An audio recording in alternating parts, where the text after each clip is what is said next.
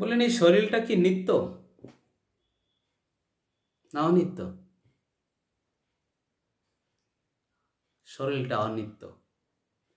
কেন? এই সবসময় থাকবে না, এখন আছে, কিছুদিন পরে চলে যাবে, নষ্ট হয়ে যাবে এই শরীরটা। এটা নিত্য নয়, অনিত্য। বললেন নিত্য কি তাহলে? বললেন নিত্য যা আছে পরে থাকবে,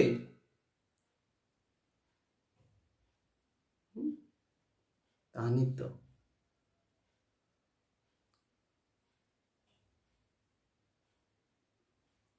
তাহলে সে বস্তুটা কি না আমাদের শরীরের ভিতরে এমন একটা বস্তু আছে, সেটা আত্মা, পরমাত্মার অংশ স্বরূপ আত্মা, সেটা নিত্য, তার কখনো মৃত্যু নাই। গীতায় বললেন নৈনং ছিন্দন্তি শস্ত্রাণি নৈনং দহতি পাবক ন চৈনং ক্লেদয়ন্তপ ন শোষয়তি মারতি।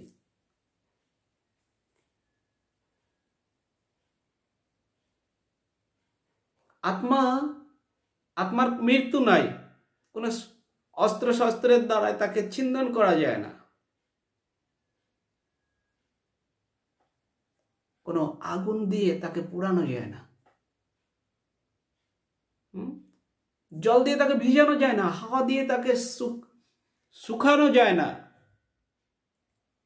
এমন যে আত্মা,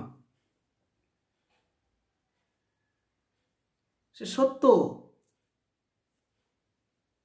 সে নিত্য, তার নষ্ট নাই।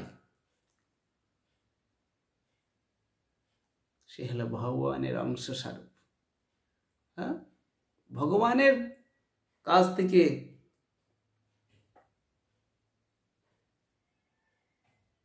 সে আসছে, ভগবানের একটা অংশ, পরমাত্মার একটা অংশ, তার নষ্ট নাই, সে নিত্য সত্য।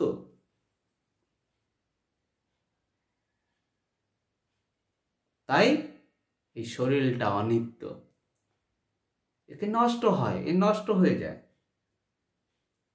কিছুদিনের জন্য পেয়েছি এই শরীরটা, তবে কিসের জন্য? হরিভজন করার জন্য।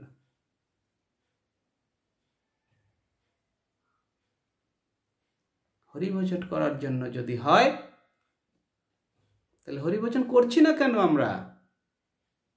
বুঝতে পারছি না।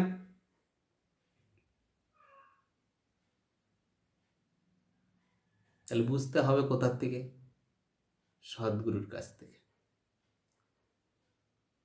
হে গুরুদেব, আমাকে বলো আমি হরিভজন কি করে করব? এখন গুরুদেব বলবেন হরিভজন কি করে করতে হয়।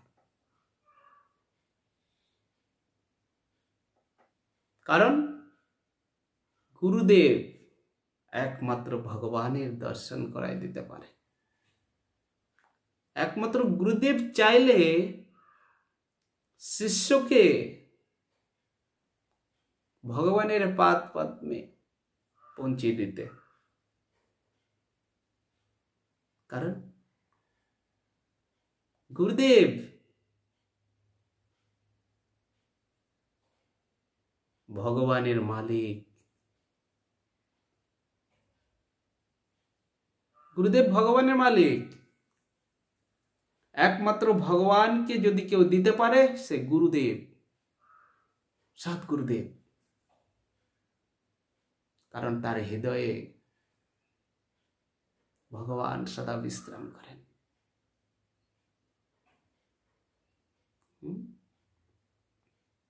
বললেন তোমার হৃদয়ে সদা গোবিন্দ বিশ্রাম। কার হৃদয়ে? গুরুদেবের, সাধুর হৃদয়ে, বৈষ্ণবের হৃদয়ে ভগবান বিশ্রাম করেন। এই জগতে তো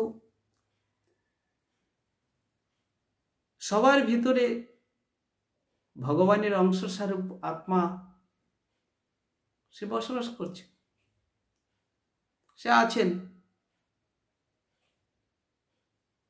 তবে বিশ্রাম করে বৈষ্ণবের হৃদয়ে কিভাবে এটা?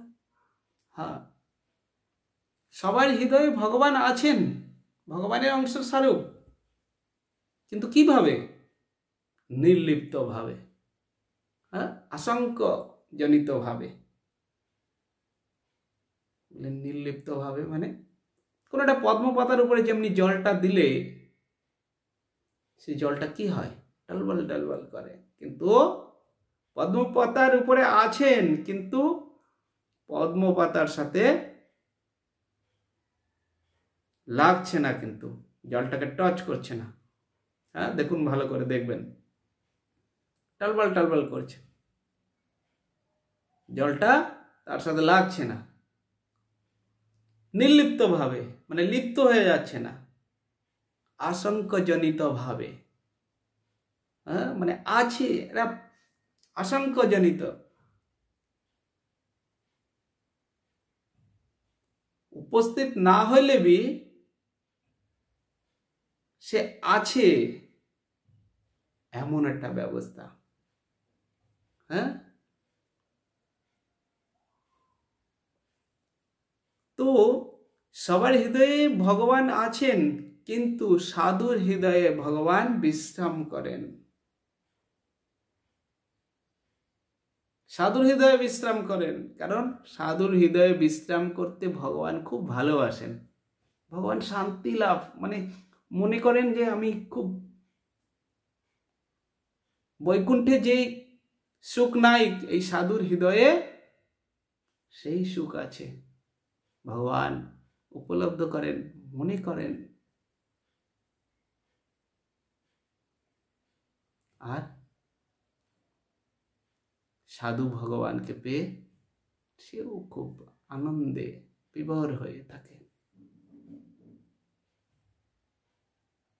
তবে ভজন করলেই ভগবান তার হৃদয়ে বসবাস করে, তার হৃদয়ে বিশ্রাম করে। এমন যে গুরুদেব তার কাছে শরণাপন্ন হয়ে যদি হরি ভজন করি, ভগবানের পাদ পদ্মে নিশ্চয় পৌঁছে যাব। এটুকু বলে আমার হরিকথা এখানে বিশ্রাম। হরে কৃষ্ণ হরে কৃষ্ণ, কৃষ্ণ কৃষ্ণ হরে হরে, হরে রাম রাম রাম হরে।